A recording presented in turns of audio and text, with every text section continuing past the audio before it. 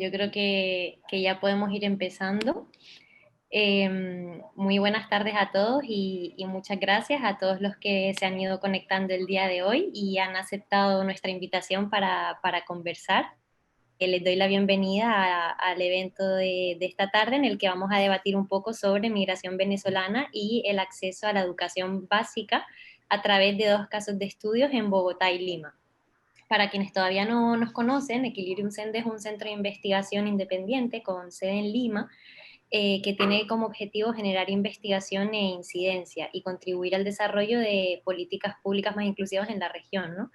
Entre nuestras principales líneas de trabajo se encuentra el análisis del fenómeno migratorio venezolano, y es en este marco que surge la iniciativa del PEFIM, o como lo llamamos nosotros, ¿no? El PEFIM es un programa de financiamiento que trata de financiar investigaciones cortas que analicen temáticas relacionadas a la migración y las políticas públicas.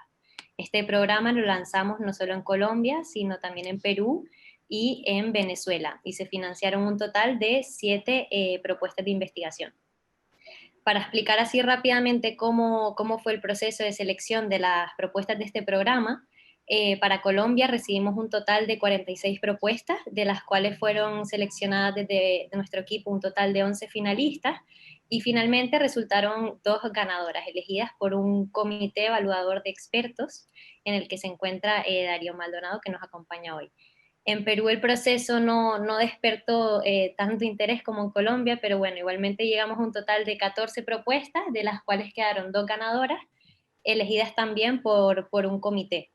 Y para ambos procesos los criterios que establecimos fueron la relevancia temática, la innovación de la propuesta, incluyendo tanto calidad como originalidad, y la trayectoria académica y profesional del postulante.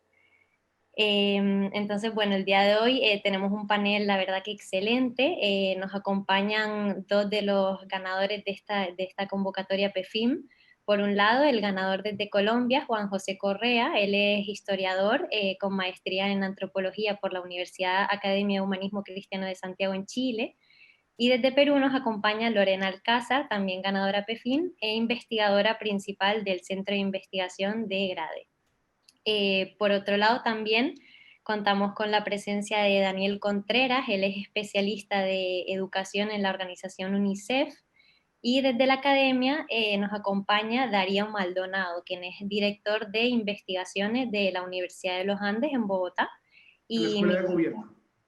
Escuela de Gobierno de los Andes, director de investigaciones de la Escuela de Gobierno de los Andes y miembro del comité evaluador de las propuestas para Colombia.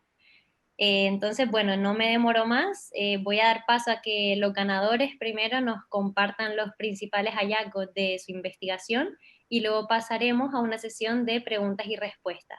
Entonces, Juan José, si quieres, comenzamos contigo. Bueno, voy a compartir mi pantalla para comenzar entonces de Perfecto. una vez. Me avisan entonces si todos están viendo la presentación. Ahí está. Bueno, pues estamos un poco cortos de tiempo, así que pues en primer lugar quiero agradecerle a Equilibrium, a Marta, por el apoyo para poder hacer posible este estudio. Bueno, mi trabajo se llama ¿Qué factores determinan la corresponsabilidad entre una institución educativa y los padres de familia venezolanos? Tomando como caso de estudio un colegio público del centro de Bogotá. Digamos que el interés por trabajar esta temática surge, digamos, con el ánimo de poder conocer un poco más cómo ha sido la situación de los padres de familia venezolanos en este proceso de entrar a un sistema educativo nuevo, que es el sistema educativo en Bogotá, cómo ha sido ese encuentro con otros modelos de estudio, con profesores, digamos, con sus responsabilidades. Entonces, pues ahí comenzó, digamos, este proyecto. Y digamos que el objetivo como tal, como les decía, es poder entender qué factores determinan la corresponsabilidad entre los padres de familia venezolanos y el colegio, entendiendo la corresponsabilidad como esos acuerdos y esos compromisos que tienen que haber entre las partes en un colegio, en una perspectiva de derechos y deberes, para que, digamos, el colegio tenga pues un proyecto de educación integral y de calidad. El caso de estudio, como les decía, es el Colegio República Bolivariana de Venezuela. El nombre es coincidencia, no tiene nada que ver, digamos, con la coyuntura actual, pero es un colegio muy interesante porque tiene tres características que lo hacen muy atrayente para este estudio. De un lado, pues es un colegio que tiene más o menos el 20% de su población es venezolana. Es un colegio reconocido nacional e internacionalmente por ser un colegio de inclusión, ya que no solo tiene estudiantes venezolanos, sino que también tiene estudiantes con necesidades educativas especiales, estudiantes víctimas del conflicto armado colombiano, una población afrocolombiana y también una población indígena. Entonces es un colegio muy interesante en todo lo que tiene que ver con pues, con la integración y con la interculturalidad. Y por último, pues también es un colegio que tiene algunas iniciativas muy interesantes que pues, ya les contaré en cuanto a la inclusión, digamos, de la población migrante. Bueno, aquí ve rápidamente unos datos de contexto para que entremos en razón. Pues por un lado, actualmente el 16,3% de los migrantes venezolanos en Colombia son niños y adolescentes. Y más o menos 229.000 estudiantes venezolanos están actualmente en el sistema público colombiano, pero hay que aclarar que esto es a febrero de 2020, antes del inicio de la pandemia. Y hay un fenómeno, digamos, de deserción que también ya les hablaré más adelante. En las estadísticas del gobierno se registran que hay estudiantes venezolanos en 940 de los 1.103 colegios públicos que hay en Colombia, para que entonces veamos el carácter nacional, digamos, de este fenómeno migratorio. Para el caso puntual de Bogotá, vemos en el cuadro de la izquierda cómo el fenómeno de la llegada de estudiantes venezolanos creció importantemente, entre 2018 y 2020, ya que pues hace 2 años habían un poco más de 1.000 estudiantes venezolanos matriculados y actualmente, antes de la pandemia, insisto, habían un poco más de 43.000, representando el 5,5% del total de la matrícula en Bogotá, en colegios públicos. Los estudiantes venezolanos ya hacen presencia en las 20 localidades de Bogotá, incluyendo una que es esencialmente rural, que es la localidad de Sumapaz.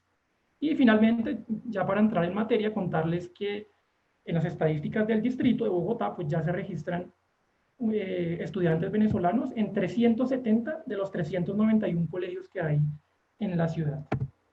Bueno, cuando, digamos, indagué por el tema de la corresponsabilidad, lo hice a través de entrevistas en profundidad a padres de familia venezolanos, padres colombianos, maestros y al rector del colegio, igual que al orientador. Las categorías por las que indagué pues son los asuntos académicos, asuntos normativos, el tema de la convivencia y de la participación. Por el hecho de haber hecho esta investigación durante la pandemia, pues obviamente el tema de la COVID-19 es, digamos, transversal a todo lo que se conversó con estos actores y por eso pues voy a presentarles también un breve resumen de la forma como la pandemia está impactando el sistema educativo bogotano y en particular a las familias venezolanas. Bueno, rápidamente, en lo que tiene que ver con, ya con los resultados de la investigación, en los asuntos académicos, pudimos, digamos, observar que el acompañamiento escolar de los padres de familia está determinado por las condiciones socioeconómicas, digamos, de las familias. Encontramos básicamente 2 grupos de padres, unos que tienen un poco más de estabilidad laboral, que pueden, digamos, tener una vivienda aparte, que tienen unos ingresos medianamente estables. Ellos sí, de cierta manera, pueden estar con sus hijos, pueden llevarlos al colegio, pueden hablar con los maestros. Y tenemos otro grupo, digamos, con condiciones económicas mucho más complejas, con familias que están en pobreza, que, digamos, están con trabajos muy inestables, que están en la informalidad, por ejemplo, en la prostitución, en la mendicidad, y pues estas personas en su cotidianidad, digamos, y por la urgencia de encontrar una vivienda y un sustento, pues no están pudiendo acompañar, digamos, a sus hijos académicamente y no están pudiendo hacer presencia en el colegio. El colegio igual entiende esta situación, o sea, no es un problema, pues, porque igual es completamente justificado el por qué se ausentan estas familias en el día a día, ¿no? Un segundo punto que digamos es importante nombrar tiene que ver con la constante movilidad de las familias venezolanas acá en Bogotá. Digamos, cada vez que aparecen nuevas ofertas de trabajo, estas familias se mueven de un barrio a otro y en este proceso se llevan a sus hijos. Entonces, pues hay una ruptura, digamos, de la experiencia de los hijos en los colegios, porque cada rato los están cambiando. Entonces, pues esto obviamente afecta la corresponsabilidad de los padres, pero también afecta los procesos académicos de los colegios. Pues porque son reiteradas las quejas de los maestros respecto a que los estudiantes todo el tiempo están entrando, saliendo, y para ellos, pues en el día a día, en el trabajo en el aula, esto resulta muy problemático. Otro hallazgo, digamos, tiene que ver con que es muy importante que los padres venezolanos al unísono estén valorando positivamente el trabajo del colegio, el trabajo de los maestros, la apuesta pedagógica de la institución, están viendo a sus hijos contentos, los están viendo, digamos, crecer académicamente, y pues esto es muy importante de señalar. Y por último, digamos, en lo que tiene que ver con los maestros, hay un tema muy sensible, y es que la gran mayoría de los maestros en general están conectados con toda esta onda migratoria, con esta nueva apuesta por reformar las prácticas pedagógicas para que sean más incluyentes, por vincular a los padres de familia. Sin embargo, y esto lo cuentan la misma comunidad, hay un grupo muy pequeño de maestros, todos son hombres, todos son mayores de 50 años, que han sido muy reacios a cambiar sus prácticas, y por el contrario, pues todavía mantienen discursos muy fuertes, racistas, sexistas, contra la población venezolana. Entonces, ese es un tema complejo. Afortunadamente es una minoría, pero no por eso deja de ser preocupante. Bueno, en los asuntos normativos, se destaca el hecho, pues, de que el Colegio de República de Venezuela en particular, pues, ha aunado esfuerzos para garantizar el acceso inmediato a los estudiantes venezolanos, independiente de si cuentan o no con la documentación requerida, de si cuentan con el uniforme. Hay todo un trabajo institucional por garantizar el acceso inmediato a los estudiantes, y esto es muy importante, digamos, de señalar. Ya cuando los estudiantes están adentro, pues en general se encuentran con un acompañamiento pedagógico muy positivo de los maestros, de los orientadores, y en general hay, digamos, una amplia satisfacción al respecto. En lo que tiene que ver con la nivelación académica, pues muchos estudiantes llegan sin documentos académicos de su vida escolar en Venezuela, y pues el colegio no sabe en dónde ubicar a los niños, porque no sabe qué conocimientos previos trae.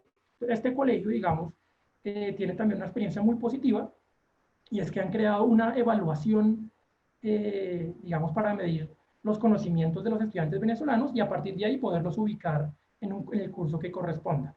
Un segundo punto, vamos aquí rápido, tiene que ver con el empoderamiento de los padres venezolanos, que digamos es un tema muy positivo inicialmente, porque está demostrando que los padres sí están siendo informados de sus derechos, de sus deberes, inclusive mucho más que los padres colombianos.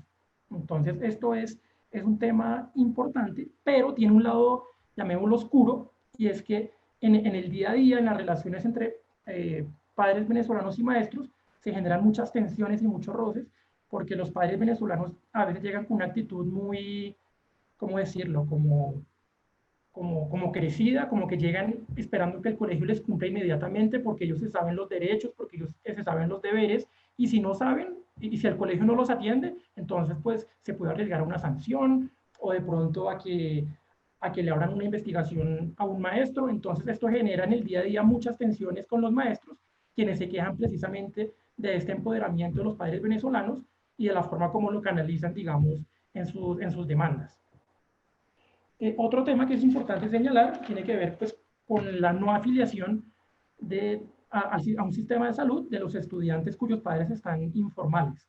Esto afecta, digamos, el día a día en el colegio, porque algunos chicos venezolanos que no están afiliados no pueden salir, por ejemplo, a salidas pedagógicas, no pueden salir cuando van a museos o a bibliotecas, precisamente por no tener un servicio de salud. Entonces es un tema importante que afecta también el acompañamiento que hacen los orientadores escolares a estos estudiantes, porque no tienen cómo remitirlos a un servicio de salud más especializado, por ejemplo, con un nutricionista, con un oftalmólogo, pues porque el hecho de no tener ninguna cobertura en salud impide que se pueda hacer como ese tránsito. Entonces es un tema que seguramente conversaremos ahorita en más detalle. Ya para empezar a cerrar, lo que tiene que ver con la convivencia y la participación, en general es muy baja la participación de los acudientes en los eventos del colegio, escuelas de padres, proyectos culturales, diferentes iniciativas. La participación es muy baja, pero es la misma que los colombianos. O sea, no es por ser venezolanos, sino por ser padres de familia, porque en general es un problema recurrente en todo el sistema educativo. Un hallazgo que, digamos, me sorprendió bastante es que no hay redes de apoyo entre los padres de familia venezolanos. En general hay mucha desconfianza, hay como mucho miedo, mucho temor a, a conocer al otro, pues porque no se sabe muy bien de dónde viene, de dónde es, en qué condiciones está. Entonces muchos padres optan como por, digamos, vivir encerrados en una burbuja y no tener que relacionarse con sus pares. Quisiera traer acá uno de los relatos que digamos, refleja esta situación. Abro comillas. Esto me lo dijo un padre venezolano. Yo vine aquí a trabajar, a salir adelante por mi niña para que no pasara necesidades. Yo no soy de socializar ni con venezolanos ni con colombianos. Hay padres inmaduros que están más pendientes del alcohol y no le dan quizá la atención correspondiente al estudio de los hijos. Quizá vienen de hogares disfuncionales. Entonces ahí se puede evidenciar un poco como esa distancia que marcan algunos padres y que como tal pues afecta que no hayan redes de cooperación entre ellos. Con relación a la relación entre acudientes venezolanos y colombianos, sabemos que en el día a día, digamos que no hay mayores tensiones, hay una relación cordial, una relación de respeto, pero algunos maestros sí cuentan que los padres colombianos se han quejado porque sienten que hay muchos beneficios para los estudiantes venezolanos. Entonces no entienden por qué los proyectos escolares están mirando hacia los venezolanos, los recursos, todo gira hacia Venezuela, y esto ha generado alguna inconformidad en un sector de padres colombianos. Y obviamente hay otro sector más radical, digamos, que atrapa esos estereotipos de los medios de comunicación y vincula a los venezolanos digamos, con la delincuencia, con la prostitución, pero este es un grupo más reducido de padres de familia.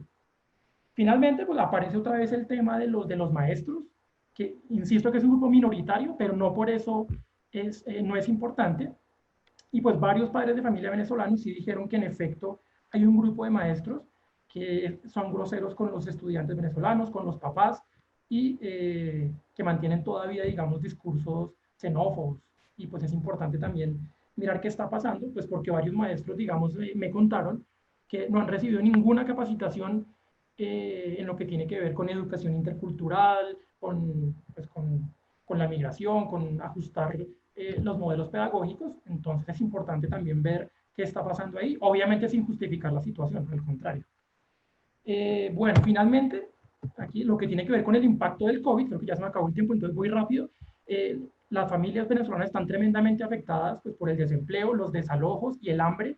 O sea, es de verdad un tema de aumento fuerte de la pobreza, y más que los que están, digamos, en condiciones irregulares, no han podido acceder a las ayudas del gobierno por el hecho de no tener una residencia fija y de no tener documentos de identificación. Entonces, esto, digamos, ha incrementado o sea, ha dificultado su situación. Y también pues, este aumento de la vulnerabilidad de los venezolanos ha aumentado los discursos de xenofobia de la población colombiana. Inclusive esta semana estaba caminando cerca de mi casa y había un mural gigante, un graffiti que decía Benecovid. Pues ya lo habían tachado otra vez, pero pues para que vean precisamente ese tipo de discursos. Volviendo al tema de los desalojos, pues sabemos que las familias se están reorganizando en policlinatos, un nombre que le pusieron ellos, que son casonas antiguas en las que están viviendo varias familias hacinadas. Esta situación ha prendido un poco las alarmas en los colegios, pues porque no se sabe muy bien en qué estado están los niños y si están de pronto expuestos a temas de abuso o a temas de problemas de convivencia. Entonces es un tema al que también hay que ponerle ojo. Y creo que digamos, ya para cerrar el tema clave aquí, ha sido también el fenómeno masivo de deserción de estudiantes venezolanos, el cual pues sigue pasando actualmente, y lo difícil es que los colegios pues no han podido, digamos, estar al tanto de qué está pasando con los chicos, porque simplemente armaron maletas y se fueron, y no hubo un proceso oficial de salida de los colegios. Entonces, pues algunos algunos maestros han recorrido los barrios, han intentado llamar a los padres, pero pues no hay comunicación, y varios chicos ya se han ido, y como les digo, pues hasta el día de hoy no hay un registro oficial de este fenómeno, pero por lo que cuentan los profesores, pues sí es importante este fenómeno. Y también es grave, pues no solo por el tema académico, sino porque los chicos en los colegios igual estaban, entre comillas, protegidos, tenían un servicio de alimentación escolar, y pues todo eso en este momento está frenado. Finalmente, pues los programas de educación virtual que ha implementado la Alcaldía de Bogotá ha funcionado para aquellos estudiantes que tienen internet en las casas o que tienen computadora en la casa. Entonces, pues en el caso de los venezolanos, la mayoría de ellos se han visto afectados por esta situación, pues porque, digamos, no tienen los recursos para poder acceder a un computador o a un plan de internet en su domicilio. Hay algunos casos de padres que sí han comprado, digamos, plan de datos para el celular, para que los chicos puedan enviar ahí las tareas, otros que han hecho gestión para que de pronto puedan ir a casas de algunos amigos, pero en general hay un grupo grande que sí está completamente aislado del colegio, está roto el teléfono con las maestras, y pues es una situación que hay que prender las alarmas y de la que seguramente vendrán estudios más adelante. Creo que estamos hasta ahí, Marta, por tiempo. Listo, Juan José, muchísimas gracias por tu presentación y la verdad que los resultados son súper interesantes. Creo que este caso de estudio es una experiencia positiva, ya que bueno, la institución ha hecho esfuerzos para suavizar los requisitos de matriculación, hace las pruebas para ubicar los estudiantes en el grado correspondiente, pero sin embargo vemos que todavía quedan desafíos, ¿no? En cuanto a la convivencia entre padres y madres venezolanos y colombianos, estrategias para prevenir la deserción escolar y sobre todo el impacto que va a tener el COVID en los procesos de educación de migrantes, ¿no? Esto es algo que sí que vamos a debatir después. Vamos a dar paso ahora a Lorena Alcázar para que ella nos presente también los resultados que se hizo para Lima.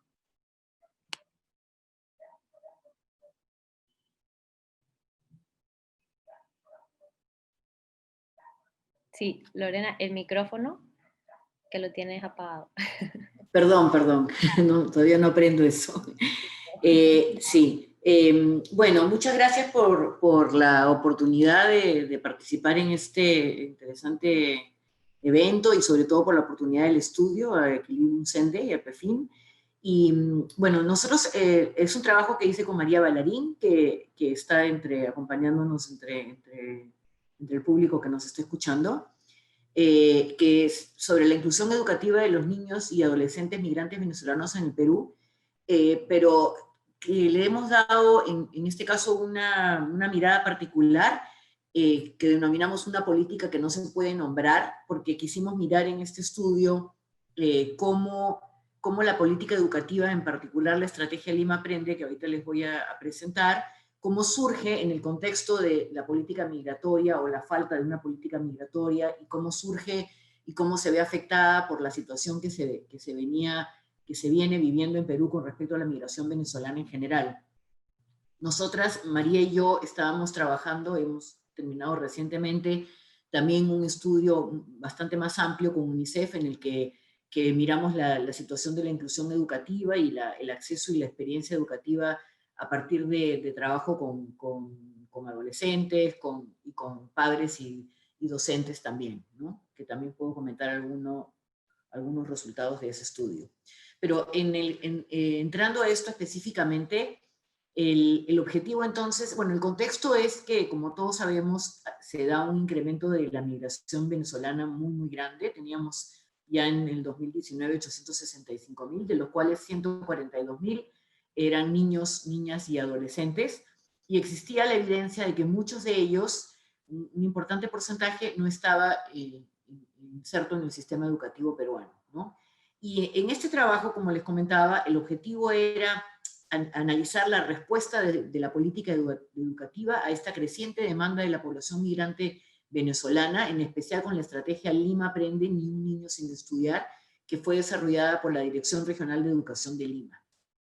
¿Cómo surge esta política y cómo se ve afectada por la problemática migrante y por la política migrante? Para ello hicimos una revisión de literatura, de documentos de política, información cuantitativa secundaria y algunas entrevistas con actores claves para entender sobre todo este proceso de política. Entonces, viendo cómo abordar la problemática de la inclusión educativa de la población migrante, la primera idea que tenemos es que la forma en que se aborda este problema de inclusión educativa de la población migrante se enmarca, las respuestas sectoriales se enmarcan en una mirada más general, ¿no? De cómo el país está respondiendo a la problemática de la población migrante. Y los países, y se tiene más en un contexto en que los países, y veíamos que era el caso de Colombia también en la presentación anterior, sobre todo países que tienen brechas sociales y económicas importantes, enfrentan temores de su población y por lo tanto de sus políticos y sus representantes, con respecto a la posibilidad de que la población migrante le quite, entre comillas, ¿no?, empleos a la población local, hay una reducción de salarios, hay presión presupuestal, etcétera, ¿no? Entonces hay un contexto difícil en el que se debe abordar estos temas. Y también en el caso del Perú y seguramente en muchos otros países, hay estereotipos con respecto a la población migrante, por ejemplo, asociándola con la criminalidad, ¿no?, que dificultan la respuesta de la política en general y de la política educativa en este caso en particular. Por su lado, los estudiantes migrantes y sus familias enfrentan una serie de barreras en el acceso a la educación y su experiencia educativa que tienen que ver con aspectos tales como su situación migratoria, la documentación con la que cuentan, la limitada información que tienen para navegar los distintos sistemas educativos que tienen cada uno sus dificultades, ciertamente en el caso de Perú muchas dificultades, y la capacidad de las propias escuelas para recibir y atender adecuadamente a estos alumnos venezolanos en este caso, y poner en marcha prácticas pedagógicas y curriculares adecuadas y una convivencia adecuada. Las escuelas también tienen dificultades para enfrentar esta problemática que terminan afectando a las familias, ¿no? En el Perú teníamos en el 2019 91.486 escolares venezolanos que representaban 1.1 de la población estudiantil total, y la mayoría, 4 de cada 5, en el caso de Lima, el Callao, donde está además la mayoría de la población, en un colegio público, ¿no? En los casos en los que hay un colegio privado, en la mayoría de los casos es porque no lograron una vacante y tuvieron que recurrir a un colegio privado. El 21%, de acuerdo a las estadísticas que se dispone en el 2019, a una encuesta en particular, 21% de las familias venezolanas en Lima no habían logrado matricular en un centro de estudios a sus hijos o no tenían la intención de hacerlo por el momento, ¿no? Que era esta demanda insatisfecha, por decirlo de alguna manera. La precariedad en que llegan la mayoría de las familias venezolanas y las dificultades que tienen para asentarse en el territorio peruano marca además sus trayectorias de acceso y su experiencia educativa de muchas maneras, ¿no? El momento en el que llegan al país, que no necesariamente es conducente a lograr la matrícula, el contar o no con la documentación necesaria, en muchos casos no tienen la documentación necesaria, dificultades para encontrar vacantes, se tiene una percepción bastante generalizada de que los trámites de matrícula son costosos y difíciles, de acuerdo a la percepción de las familias venezolanas, incluso para las peruanas es difícil, pero no tanto porque ya lo conocen, ¿no? Y todo esto influye en el acceso a la educación. Luego tenemos por otro lado todo el tema de la política migratoria, que en el Perú está en manos de la Cancillería, que lidera la Mesa de Trabajo Intersectorial para la Gestión Migratoria. La política migratoria en el Perú por muchísimos años había venido desarrollándose más en función de atender a los migrantes peruanos en el extranjero, donde tenemos mucha experiencia y muchísimos peruanos migrantes en muchísimos países, y un poco que la política migratoria respondía a ese problema y no teníamos experiencia con población migrante en el país, ¿no? Y que de alguna manera sorprende al país cuando viene esta importante población migrante venezolana. Existe entonces un sesgo en cómo se atendía, ¿no? No estaba lista para enfrentar las necesidades de una población migrante en el país. En el 2017 se establece un marco regulador para el ingreso de personas extranjeras, para su permanencia y residencia en el país, y a mediados del 2018 se comienza a pasar de una política de puertas abiertas a un mayor control migratorio y énfasis y un discurso un poco más orientado a la protección y a la lucha contra la criminalidad. Hay un cambio importante en la política migratoria del Perú que tiene mucha importancia y afecta a la respuesta desde la política educativa, ¿no? Y no existe una mirada al tema migratorio integral que se requeriría también porque la política educativa, como sabemos, pasa por más que requiere una mirada intersectorial también, ¿no? Entonces, desde el sector de educación, ¿qué tenemos? En este contexto, en el 2019, lo primero es una respuesta del Minedu que flexibiliza las normas de matrícula y de evaluación, porque es un tema importante cómo ubicarlos en el sistema educativo a los estudiantes venezolanos, y se dan una serie de medidas que tratan de facilitar el proceso y y establecer los derechos de los migrantes para acceder al sistema educativo peruano, ¿no? Pero no es suficiente, como voy a seguir mencionando. Y en el 2019, además, hay un lanzamiento de una estrategia muy importante que se llama Lima Aprende, ni un niño sin estudiar, que parte de la Dirección Regional de Lima Metropolitana, no es liderado por el Minedu, aunque el Minedu es un ente habilitador, y que busca facilitar el acceso y mejorar la convivencia en las escuelas. La estrategia estuvo focalizada exclusivamente en Lima, porque además era liderada por la Dirección Regional de Lima, donde se había estimado una brecha de 14.000 niños y adolescentes migrantes venezolanos, 10.000 correspondían a nivel inicial y primaria, y la estrategia se concentra en inicial y primaria.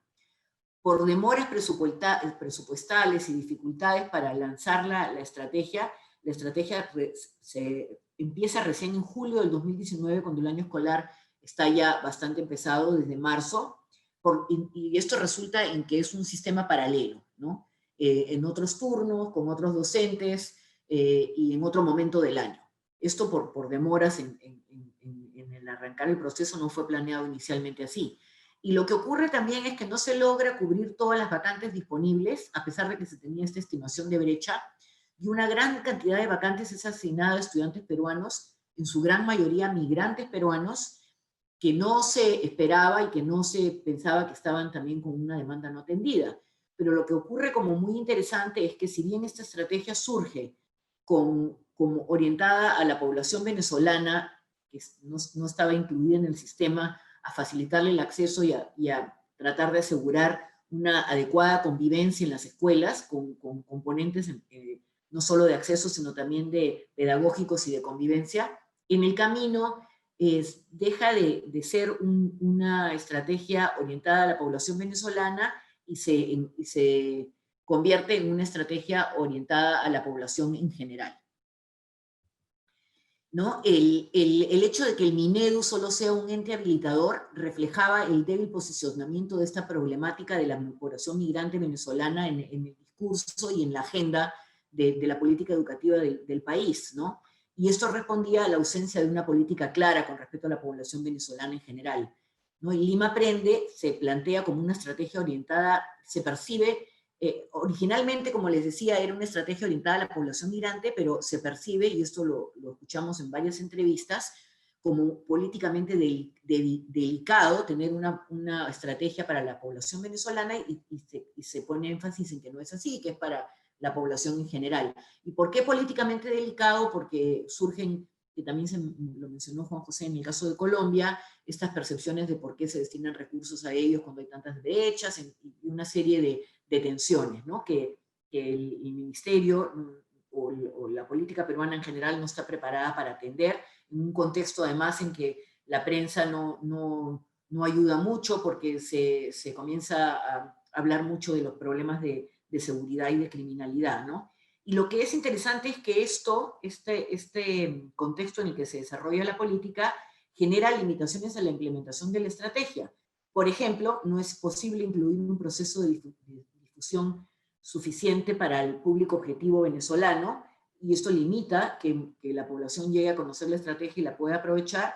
Limita también la posibilidad de otorgarle el peso necesario a los componentes pedagógicos y de convivencia, que resultan muy importantes por las tensiones y la dificultad que tienen los diferentes sectores en las escuelas y las familias de tener una convivencia adecuada con la población migrante venezolana, ¿no? El aumento significativo entonces, luego de esta estrategia y de cambios en la política educativa también en el Perú para facilitar el acceso, se tiene efectivamente un aumento muy importante de vacantes y de población estudiantil migrante, pero el problema de la inclusión educativa claramente no está resuelto aún, y existe evidencia de otros factores vinculados tanto a la problemática que enfrentan las propias familias como las escuelas, ¿no? Que siguen limitando el acceso y la experiencia, ¿no? Que sea una experiencia adecuada. Por el lado de la demanda tenemos varios factores que no eran el foco en este estudio, pero que voy a mencionar aquí, ¿no? Como que las familias migrantes que al llegan en situaciones de precariedad muy grande, de mucha precariedad, y deben de priorizar primero la vivienda y el trabajo y no están preparados para enfrentar las dificultades para acceder al sistema educativo. Las múltiples mudanzas, ¿no? Se tienen que ir de un lado al otro hasta lograr asentarse y esto les impide también que sus niños vayan al colegio. Los adolescentes que en algunos casos requieren trabajar por esta precariedad económica también, o en el caso de mujeres, cuidar a hermanos pequeños, en fin, una serie de factores relacionados con esta precariedad y el otro tema muy importante de la falta de información, ¿no? Que no es fácil saber cómo funciona el sistema educativo peruano y cómo hago para lograr un cupo y qué derechos tengo. Por el lado de la oferta educativa, los directivos de las escuelas no están suficientemente informados o suficientemente capacitados respecto a las dificultades que se enfrentan en el proceso de matrícula de la población extranjera, y hay un alto grado de discrecionalidad que puede resultar en un desincentivo o incluso discriminación en algunos casos para atender a la población estudiantil venezolana. En fin, entonces, nuevamente, tratando de enfocarnos en esta lógica de cómo surge esta estrategia de Lima Aprende como una respuesta educativa y cómo se enmarca en un contexto mayor de la problemática de la política y de la población estudiantil migrante venezolana, lo que observamos, concluimos, es que la falta de una respuesta integral del Estado peruano frente a la migración extranjera limita las posibilidades de una adecuada respuesta sectorial, ¿no? La voluntad desde el sector de educación se ve limitada por las dificultades de que no existe una política migratoria o un apoyo más integral, más completo, digamos, ¿no? Y el caso de Lima Aprende, que representa una respuesta, la principal respuesta, y una respuesta bastante importante porque es un programa bastante grande, ¿no? Tratando de atender 10.000 vacantes que se estimaban como déficit. Es una respuesta importante, pero que muestra que la ausencia de un discurso de política mayor y de una estrategia más integral de inclusión educativa limita esta respuesta educativa, ¿no? La naturaleza vedada, que es lo que observamos nosotros de la política, tiene implicancias importantes que van desde la cobertura, desde que no se logre solucionar el problema de cobertura del todo o llegar a toda la población venezolana en necesidad de acceso, y no se logre hasta limitar también el apoyo de los actores involucrados, las dificultades que enfrenta la Dirección Regional de Lima en lanzar e impulsar esta política con escasos recursos y escaso personal, hasta los contenidos mismos, ¿no? Y este es un punto muy importante porque el componente pedagógico y de convivencia se abandonan en el camino y se termina convirtiendo simplemente en que no es menor, pero en un tema de cupos y matrículas y no de un abordaje completo de la experiencia educativa con la problemática de la población migrante venezolana. Gracias. Ahí lo dejo y podemos seguir conversando sobre cualquiera de estos puntos. Bueno, muchas gracias, Lorena. Muchísimas gracias por compartir los resultados de esta investigación y esperamos que sirva también como insumo para la construcción de mejores políticas, ¿no? Creo que algo en común que también enfatiza Juan José es el hecho de que el factor de la alta movilidad de migrantes, ¿no? Que eso al final dificulta la permanencia de los estudiantes en el sistema educativo. El otro tema es el hecho de las familias en condiciones laborales y económicas precarias, que al final no priorizan los estudios de sus hijos como algo prioritario, ¿no? Y los adolescentes que también tienen la necesidad de trabajar o cuidar de sus hermanos pequeños. Sin embargo, sí que hemos visto que hay una diferencia en cuanto al manejo del fenómeno migratorio por parte del gobierno peruano y colombiano, ¿no? Aunque Juan José aborda más la perspectiva de un centro educativo, de manera general se puede observar que el enfoque del gobierno colombiano ha sido más abierto a la migración venezolana. Y no tiene quizás ese miedo que tú expresas han tenido aquí los políticos a la hora de desarrollar políticas específicas para los venezolanos, ¿no? Entonces, Lorena, el foco de la investigación se basa, ¿no?, en lo que ha sido la construcción de esta política y cómo se han ido cumpliendo los objetivos de acuerdo con lo que se planteaba al principio, ¿no? Entonces, en este sentido, ¿cuál crees tú, y bueno, y con María, cuál creen ustedes sería una mejor narrativa para que por un lado este tipo de políticas no causen tanto recelo en la población local, pero que a su vez puedan resolver temas específicos que afectan a la población migrante, ¿no? Como es el hecho, por ejemplo, de la documentación. Hay veces en los que se requiere hacer cambios institucionales, cambios técnicos para que esta población migrante pueda incluso acceder al sistema. Entonces, ¿cuál creen ustedes puede ser una mejor narrativa?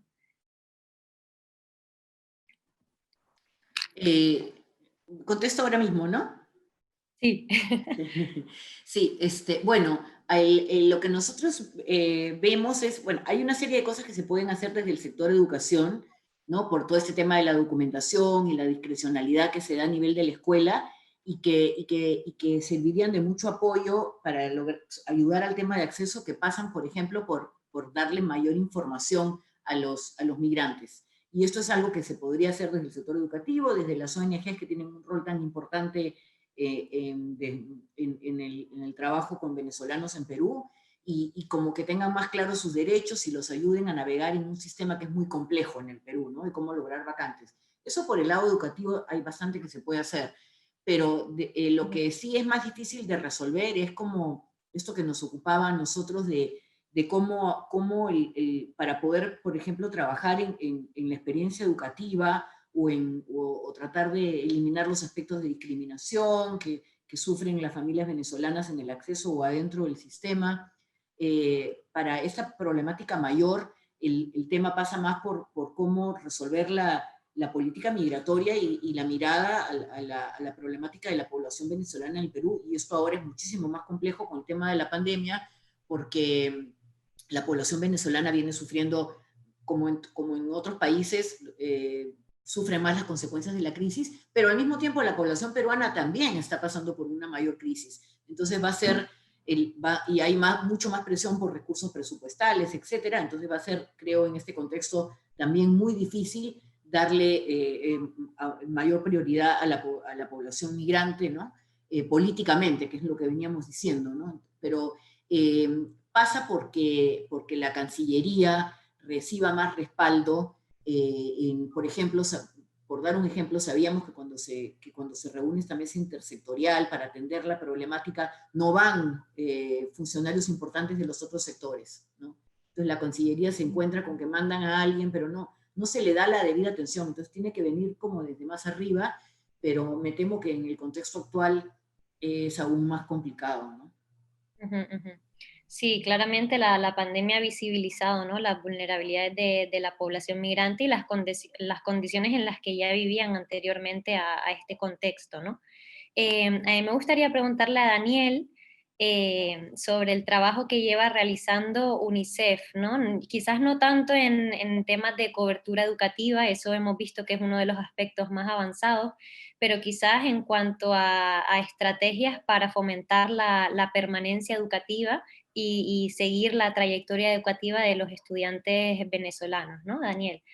¿Nos puedes contar un poco acerca de las estrategias que se están llevando a cabo desde la organización? Sí, muchas gracias. Como señalaba Lorena, el escenario peruano es un escenario caracterizado por una respuesta migratoria que está muy en manos de los sectores y por lo tanto con mucha variabilidad en los distintos sectores. En el campo educativo, efectivamente, los primeros esfuerzos, que son los que terminan consolidándose o decantando la política de la estrategia Lima Aprende, son los que tienen que ver con asegurar el acceso, eliminar las barreras normativas y de documentación, que se hizo durante 2018, y ayudar a montar este programa, que al final del día, como señalaba Lorena, tenían varios componentes, pero el que permanece, o el que se puede asegurar, digamos, el que tiene que ver con plazas, con acceso.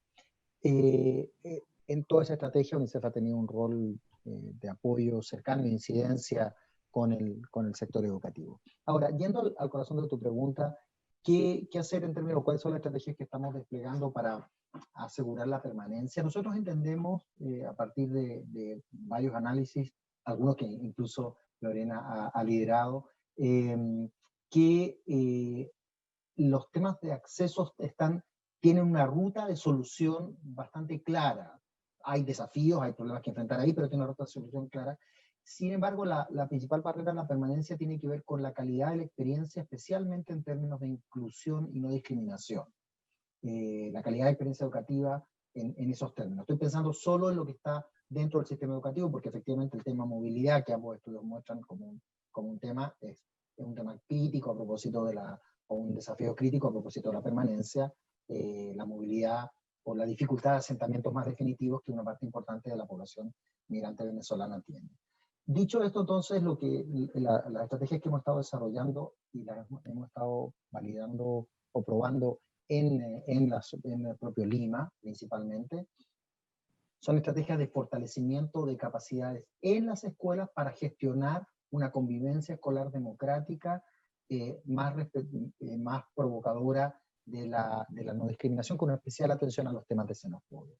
Ahora, ese propósito transita básicamente por 3 tipos de estrategias. Por un lado, un modelo formativo para docentes y directivos, en este momento en 85 instituciones educativas en Lima Norte, junto con la Dirección Regional de Lima y el Ministerio, para probar qué es lo que sirve mejor y se puede escalar. Lo segundo, un esquema de acompañamiento a los directivos de las escuelas, a los directivos de los centros educativos, en el entendido que la gestión de una convivencia más inclusiva y no discriminatoria no es solo, o sea, tiene que ver con lo que hacen los docentes, pero también tiene que ver con cómo se ordenan las reglas del juego, cuáles son los valores que la institución promueve. En ese sentido, la experiencia, o el caso que nos comentaba el estudio que presentaba Juan José, claro, da cuenta de una institución educativa que tiene un propósito signado por esta idea de incluir y que se adapta, se recrea respecto de este nuevo desafío de inclusión. Pero ya tiene un background de eso como una misión del centro educativo, y eso es, como también nos mostraba ese estudio de caso, no es que todos los docentes de la escuela lo crean necesariamente, hay algunos que pueden incluso ser resistentes, pero la estructura, la gestión, el modo en que se ordena o se gestiona la escuela tiene esa perspectiva. Entonces es una segunda línea de trabajo. Y la tercera,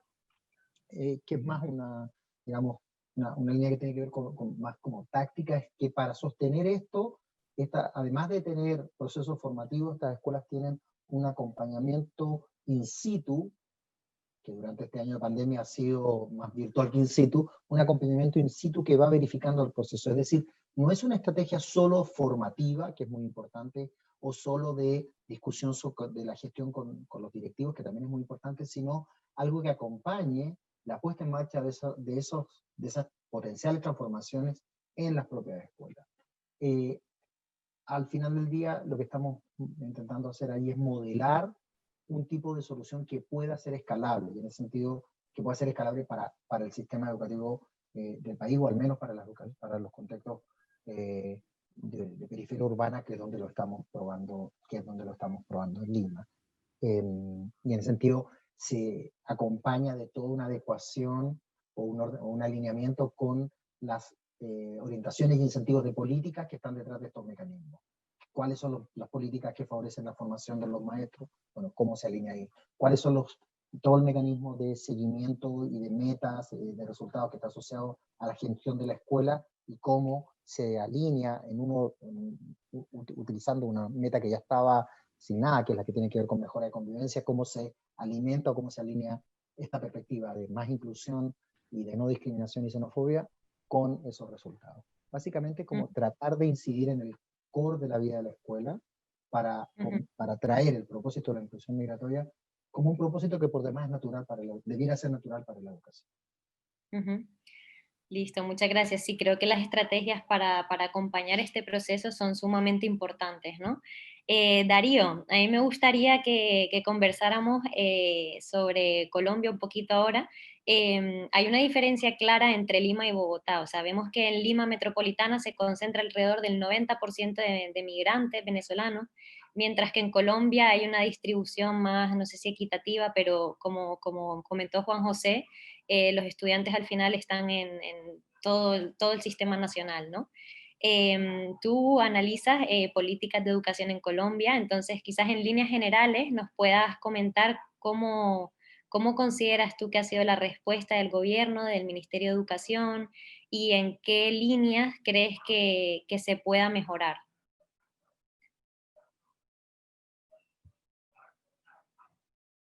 El micrófono, Darío. Algún día vamos a aprender a prender el micrófono. Sí, algunos días.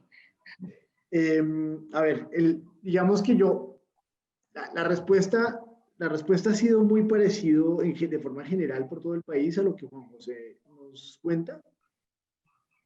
El país sí, digamos, ha habido una respuesta decidida desde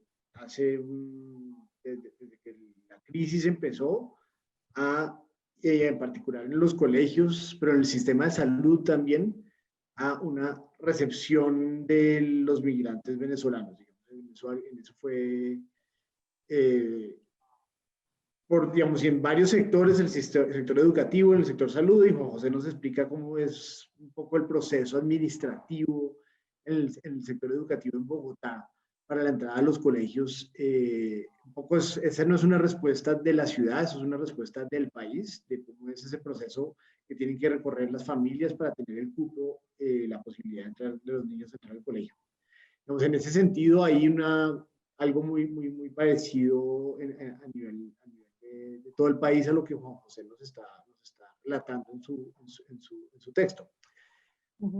Hay otras cosas que yo diría en las que habría que empezar a pensar, y probablemente el trabajo con organizaciones multilaterales, ONGs, etcétera, podrían, digamos, se ve necesario, porque sí hay cosas que el sector educativo no puede hacer y el sector del gobierno no puede hacer por los niños y los jóvenes venezolanos. Por ejemplo, en Colombia, la respuesta de las transferencias condicionadas ha sido crucial para aumentar la cobertura y la permanencia de los niños colombianos en el sistema educativo. Eso es un tema que pues, hemos visto año tras año cómo se ve el efecto que eso ha tenido, y los estudios, las evaluaciones de impacto muestran que han sido importantes. No tenemos respuestas de ese estilo para los estudiantes, para las familias venezolanas. Eso es más difícil de llegar allá. Aunque sí ha habido un esfuerzo por intentar que el PAE, que es el Programa de Alimentación Escolar, llegue también a los niños venezolanos. Esa ha sido como la respuesta asistencial, y ese es el esfuerzo que ha habido. También es un esfuerzo regulado del gobierno nacional. Los recursos del PAE son recursos principalmente del gobierno nacional, entonces ahí ha habido un esfuerzo también nacional parecido al de Bogotá, digamos. Hay diferencias importantes en la provisión de esa alimentación a nivel regional, y ahí puede haber problemas, pero digamos, no tengo la sensación de que a nivel regional haya diferencias entre niños colombianos y niños venezolanos en esa dimensión.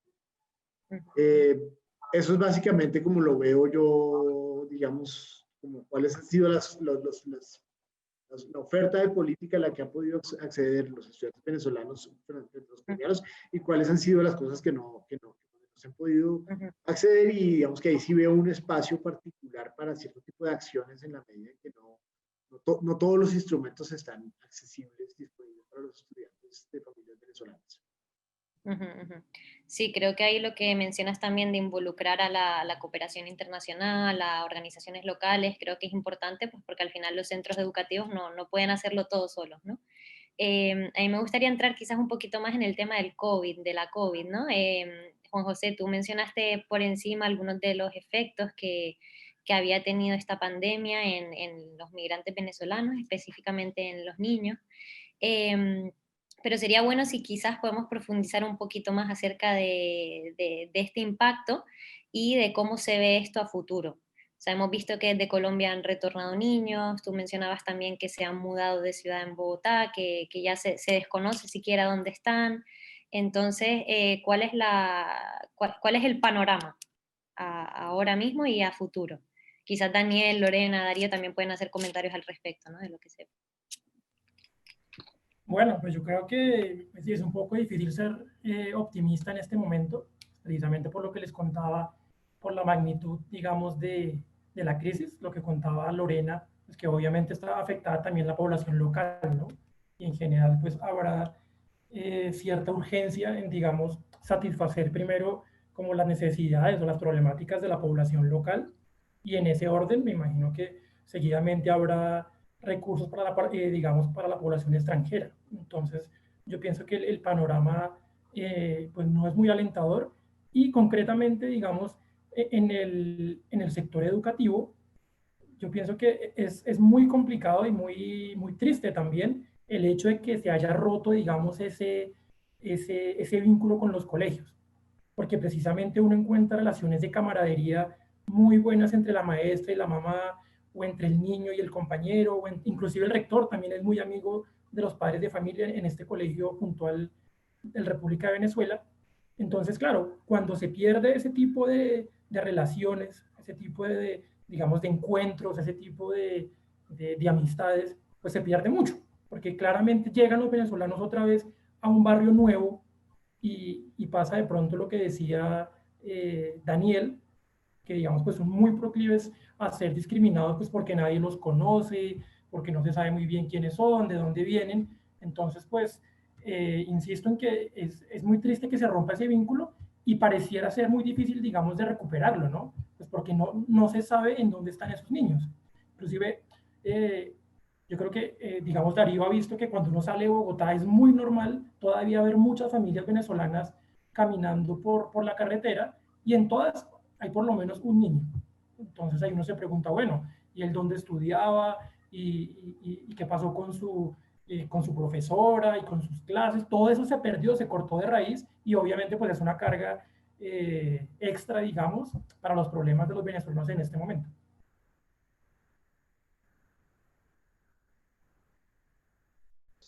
Sí, si me permites, en esa misma perspectiva, efectivamente creo que, como se ha señalado, la afectación de la población migrante venezolana frente a COVID ha sido como parte de la población, de la parte de la población general, pero en un escenario de mayor vulnerabilidad, por lo tanto, de las poblaciones potencialmente más afectadas. En ese sentido, yo creo que hay dos desafíos inmediatos para el caso peruano, que son el acceso a sistemas de salud, algo se ha comentado, pero puedo profundizar un poquito, y todo el desafío y la prioridad en torno a asegurar la continuidad de las trayectorias educativas, tanto en términos de reafiliar los que pueden haber abandonado, como de asegurar un tránsito adecuado de este ciclo escolar al del año próximo. Detrás de eso, o detrás del primer desafío sobre todo, está probablemente uno de los puntos clave para avanzar en términos de acceso a políticas sociales en Perú, que es el tema de la regularización del estatus migratorio. En efecto, hay un número muy alto de familias migrantes venezolanas que o entraron irregularmente al país, en ese sentido tienen estatus migratorio irregular, o, esto no es un número tan grande, las estimaciones no son tan grandes sobre eso, o han perdido su condición migratoria regular, y esto sí es un número mucho mayor. Todos los que ingresaron en la fase de puertas abiertas, como decía Lorena, los que ingresaron con visa turista o con el PTP, con el permiso provisional de trabajo. Algunos lograron, la mayoría, un número importante, logró enganchar eso con el estatuto migratorio regular, pero hay un porcentaje importante que no. Y ese esfuerzo, que es un esfuerzo básicamente de voluntad política para generar procedimientos, digamos, asequibles y fáciles para hacer la regularización, es clave porque, al menos en el caso peruano, excepto educación y el programa de alimentación escolar, Caliguarma, son los únicos programas a los cuales la población venezolana puede acceder sin tener una situación migratoria regularizada. Los niños venezolanos pueden acceder a la escuela en el escenario más desprovisto de documentos, con una declaración jurada por sus padres, en el más desprovisto. Y si están en la escuela tienen acceso a los textos, a los apoyos escolares y a la alimentación escolar.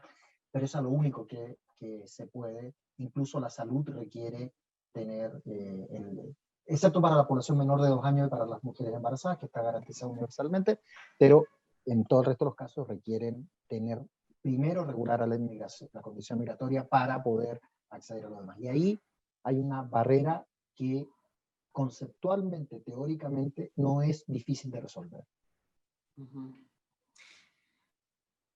Si me permites, Marta, añadir algo. Sí, claro. Sí, totalmente de acuerdo con lo dicho. Y bueno, el otro punto importante es que en el contexto de la cuarentena y de la educación a distancia, claro, los temas de acceso en alguna medida incluso se facilitaron porque de los colegios privados se pudieron transferir fácilmente a los colegios públicos por las facilidades que dio el gobierno.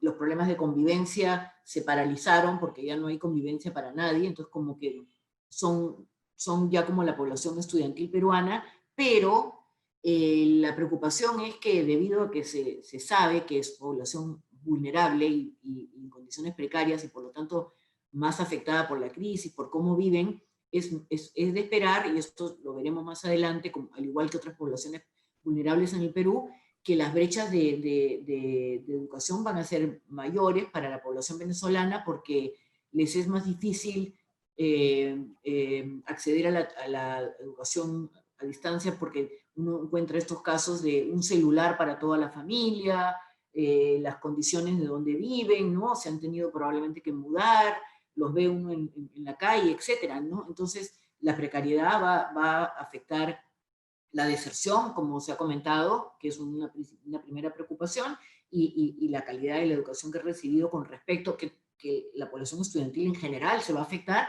pero hay que tener cuidado con las brechas, ¿no? Con la población migrante venezolana, al igual que con otras poblaciones vulnerables en el Perú. Sí, sí, estoy de acuerdo y el tema que menciona Daniel sobre regularización, creo que Perú es un caso bien específico en el que casi la mitad de la población venezolana está con estatus de solicitante y sabemos que ese carné que se le otorga a la población solicitante, que ni siquiera se le da a todos los solicitantes, sirve para muy pocas cosas, ¿no? Entonces el tema de la regularización creo que es un tema prioritario que se debe empezar a avanzar en el Perú. A mí me gustaría, Darío, bueno, Darío, vas a hablar, ¿cierto? Tengo unas preguntas, un comentario para Juan José que se puede incluso volver una pregunta para Lorena en términos de para pensar en la respuesta de los sistemas educativos a este tipo de fenómenos. Por el lado, en términos de comentario para Juan José, yo hice una lectura un poco diferente del documento de la que está haciendo Juan José. El documento de Juan José está armado alrededor de esta idea de la corresponsabilidad de distintos actores. Y yo no sé si, digamos, yo creo que también cabe una lectura distinta de los resultados. Digamos, la corresponsabilidad sigue siendo un concepto articulador, pero una lectura distinta en términos de las conclusiones, en términos de las recomendaciones, que tiene que ver con qué saben los distintos actores sobre los distintos fenómenos que están sucediendo acá. Y en términos de esos fenómenos estaba pensando en dos, digamos. Una parte es el fenómeno migratorio y lo que significa el fenómeno migratorio de estas proporciones, de esta magnitud de lo que pasó en la parte norte de América Latina con la migración venezolana, lo que significa como tantas personas saliendo de su país porque no encuentran oportunidades para sobrevivir y la necesidad de recibirlos en otros países y de abrir oportunidades en distintos sectores. Aquí en este caso es el sector educativo. Yo no sé si, digamos, mejor, yo sí sé, digamos, una lectura de lo que José está contándonos en términos de que probablemente los actores no comprenden realmente lo que está pasando, no comprenden cuáles pueden ser esas respuestas del sector educativo, pero ya no a nivel de todo el sector, sino de lo que pasa en los colegios. ¿Sí? Por ejemplo, de que si yo me imagino una situación como esta, uno debería estar pensando como profesor, en ajustes razonables a lo que pasa adentro del salón. O sea, jóvenes que tienen de verdad dificultades muy importantes para seguir su proceso de aprendizaje, ¿sí? Que hacen que no puedan aprender en igualdad de condiciones a los otros niños que están sentados en el mismo salón, que obligan a uno como profesor a empezar a pensar en, bueno, ¿cuáles son esos ajustes razonables para empezar a pensar, a ayudarlos a aprender al mismo ritmo? Y entonces aquí yo veo, por ejemplo, que los profesores probablemente no están entendiendo eso cuando se quejan de los papás que vienen a quejarse o cuando se quejan quejan de los papás, los niños que no vienen a clase continuamente, pues hombre, de pronto está pasando alguna cosa en esas vidas que impiden que ellos estén yendo al colegio como los demás, y entonces como colegio tenemos que acomodarnos y empezar a pensar cómo hacemos para favorecer, para generar un aprendizaje al mismo nivel de los otros, para respetar todos los derechos de no solo ya la asistencia al colegio, sino derechos al aprendizaje y al avance en sus propios procesos y en las trayectorias educativas de las que también hablaba Daniel. ¿Sí? Entonces, es un comentario en términos de cómo se podría ver esto acá, que creo que se puede ver, creo que se puede ver tanto a nivel de los padres, de los profesores, del rector, que puede pensarse en eso, o sea, qué entienden ellos por la migración. Y el otro proceso es el proceso educativo, en donde también me parece que puede haber muchas preguntas, y ya lo empecé a mencionar ahorita, todos los ajustes razonables, en igualdad de educación, igualdad de derechos, así que de pronto, entonces son los papás los que no están entendiendo muy bien cuál es qué es lo que está pasando en términos de ese proceso educativo. ¿Sí? Entonces, ese es como comentario de cómo se podría pensar también los resultados de Juan José. La pregunta para Lorena también, entonces sería, digamos, si uno ya uno piensa no solo en la política macro del país, de la regularización, de la entrada de los niños al colegio, sino de cómo puede pensarse en la respuesta educativa, pero pensando en lo que pasó lo que pasa dentro de los colegios y en cómo los profesores, los rectores, otro tipo de figuras de las que Juan José no habla, pero eventualmente habría que pensar también en ellos en los colegios, que son todos los otros apoyos que a veces hay, y en un colegio como es el que Juan José estaba mirando, que es de inclusión, puede haber orientadores, algo de psicoterapia, algún tipo de cosas adicionales, porque es un modelo particular. ¿Sí? En Perú de pronto también hay otro tipo de actores de este tipo, digamos, cómo pensar también la respuesta a nivel de país, ya adentro de lo que pasa en los colegios y adentro de los actores. Eso es la pregunta.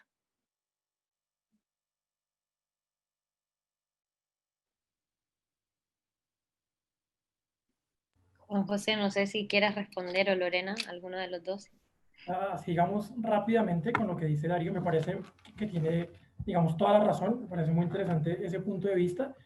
Y sí, digamos que en un momento yo hablaba de la queja de los profesores por la falta de espacios de formación, ¿no? O sea, que igual muchas veces les toca a ellos con las uñas empezar a mirar estrategias, programas, porque en general, pues no, por lo que cuentan ellos, no han recibido mayor capacitación, y en el día a día, digamos, a veces se manejan hartas cargas de estrés, ¿no? Por el hecho también de ser un colegio de inclusión. Entonces el profesor está con dos chicos que tienen Asperger, el otro que tiene que llevarlo al baño, y a la vez entran y salen venezolanos cada semana. Entonces obviamente pues puede llegar a ser complejo, pero sí estoy de acuerdo en que sí es necesario también entrar a indagar qué información está recibiendo cada actor sobre la situación, digamos, de los otros. Sí, la pregunta, podría hablar una hora para responder a esa pregunta, sobre todo porque en este otro estudio que trabajamos para UNICEF ahondamos mucho en estos temas, ¿no? De qué está ocurriendo en la escuela, con los actores, con los docentes, con los alumnos. Y bueno, pero ligándolo un poco a lo que hemos estado viendo acá y a la estrategia de Lima Aprende, lo que puedo mencionar es que la estrategia de Lima Aprende, como fue pensada originalmente para la población migrante, tenía un componente de convivencia, que era un equipo itinerante de apoyo para temas psicológicos y para apoyar con los problemas de convivencia, pero muy chiquito, ¿no? Y que además es una deficiencia en el sistema escolar peruano en general, ¿no? Los profesores en el sistema escolar peruano no tienen herramientas ni están capacitados para lidiar con problemas de bullying ni ningún tipo de problemas en el aula de convivencia. Entonces, este componente de convivencia que se incluyó en la estrategia en el primer año, en el 2019, fue muy valorado por las escuelas que lo recibieron, pero que demasiado chiquito, ¿no? No se daban abasto, podían atender unos pocos casos. pero muestra la importancia de tener este tipo de estrategia porque efectivamente es un problema que se da y que hay que atender. Y después también era interesante que hemos podido rescatar a partir del trabajo de campo muchos problemas en las escuelas, sobre todo no tanto con los niñitos chiquitos, sino en secundaria sobre todo, de discriminación y de todo tipo de problemas, y las dificultades de los docentes que se ven desbordados por ese tipo de problemática y que no tienen herramientas para manejarlo, pero menos aún de la escuela, que no tiene un proyecto, ¿no? Escuelas además donde hay población estudiantil venezolana importante y no tienen un proyecto, solamente se encuentran algunas experiencias muy específicas a partir de la iniciativa de un docente o con suerte de un director, de una mirada intercultural, ¿no? Que permita una mejor convivencia y permita que ambos estudiantes nacionales, peruanos y venezolanos, se beneficien, pero no se encuentra este tipo de respuestas, y lo que se encuentra son algunas manifestaciones culturales, pero casos muy aislados y muy chiquitos, ¿no? Que además, en los casos que se da, son muy bien recibidos por los estudiantes, particularmente por los venezolanos, pero también por los peruanos. Uh-huh. Sí, yo creo que hay algo que sería interesante para pensar, ¿no? Es también incluir a profesores de nacionalidad venezolana. Estoy segura de que en el país, en Lima, Bogotá, hay profesores venezolanos que si se promueven los procesos de regularización, se facilitan también los procesos de convalidación de títulos, ellos también se puedan insertar a las escuelas, ¿no? Y estas puedan también ser más inclusivas, ¿no? Otro tema también es el de la adaptación de los currículos, como ustedes comentaban, para que tengan un enfoque más intercultural, ¿no? Y actividades que al final promuevan la convivencia, y también fomentar la convivencia entre los mismos padres, ¿no? Prestando especial atención a los que están en situación irregular y a las familias que están también en condiciones más precarias, que quizás no tengan el tiempo para asistir a los eventos que realice el colegio, o a prestar suficiente atención a los hijos, ¿no? En cuanto a la trayectoria educativa, pero bueno, creo que quizás con la pandemia hay algunas posibilidades para que con esto de que todo es virtual se faciliten estas cosas, ¿no?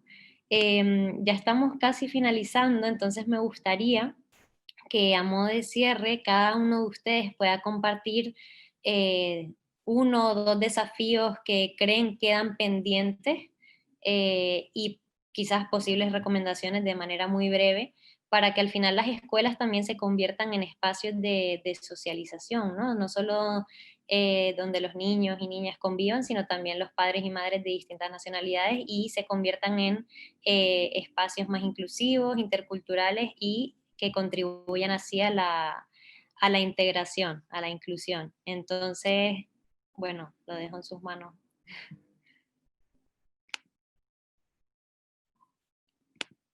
¿Comienzo yo?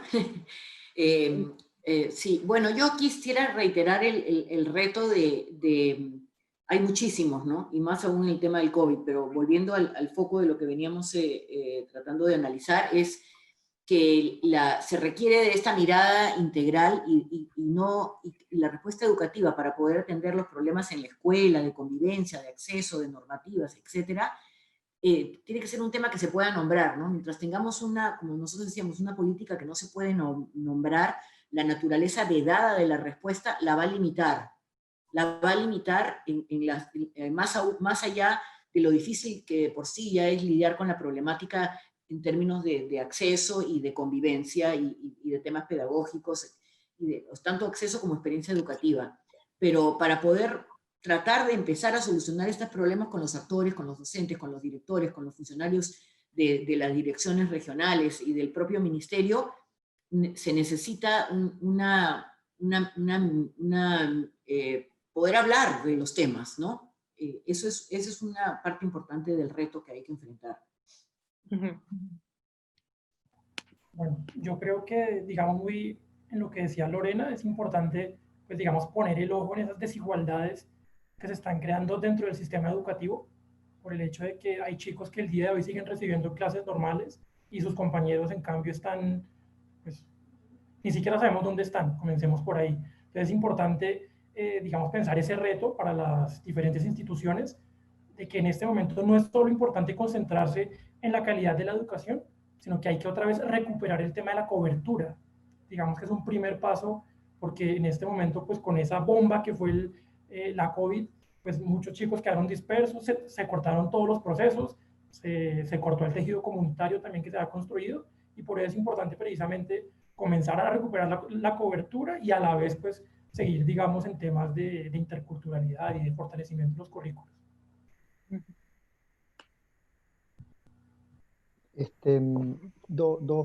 Dos desafíos o dos mensajes finales. Uno, todos los que estamos de alguna manera vinculados con la agenda migratoria tenemos que hacer una fuerza conjunta de incidencia para que la situación migratoria no pierda prioridad en el actual contexto.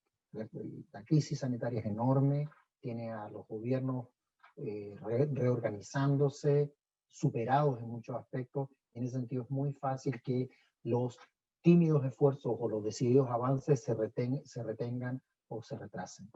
Y lo segundo, que es una clave que por lo menos en nuestra experiencia sistemáticamente es una clave que ayuda a resolver las cosas, poner en un lugar más central a los propios estudiantes como actores de cualquier medida de transformación. En general, la conversación, cuando hemos hablado de actores, no los hemos puesto, y eso es, creo, un desafío enorme, porque entre ellos, si bien hay más problemas de discriminación, como señalaba Lorena, entre los estudiantes de secundaria que los de primaria, pero efectivamente también partes de las mejores experiencias, las más transformadoras, las que han movilizado escuelas, tienen que ver con chicos y chicas con voz, con actoría y con agencia.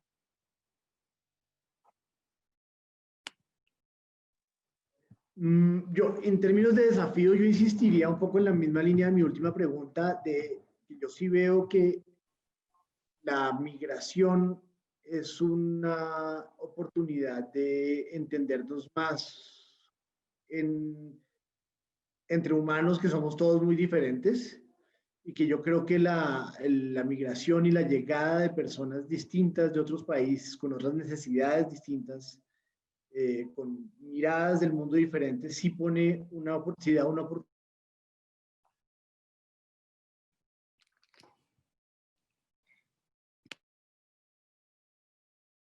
convivencia para todos los que están adentro del mismo colegio.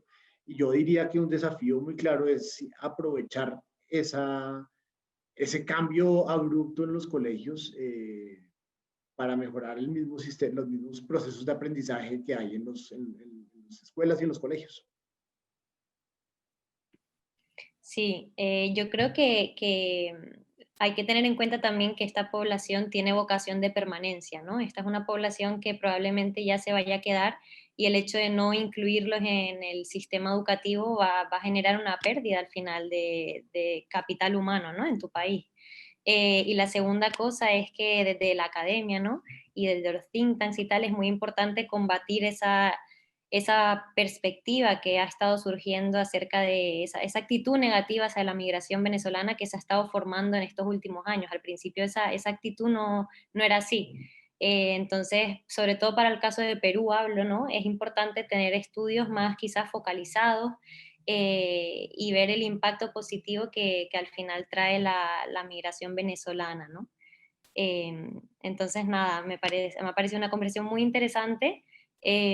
Muchísimas gracias a los panelistas, y bueno, tenemos aquí un par de preguntas, bastantes preguntas que les animo a que nos envíen al correo de Equilibrium Sende para ver si nosotros las podemos responder, y si no, bueno, las remitiremos a los panelistas del día de hoy. Entonces, muchísimas gracias y nos vemos en otro evento que hagamos. Muchas gracias. Gracias. Sigan cuidándose. Muchas gracias. Muchas gracias. Muchas gracias. Que estén bien. Mucho gusto, Marta, Juan José, Lorena y Daniel. Igualmente. Mucho gusto. Chao. Muy interesante. Mucho gusto. Chao.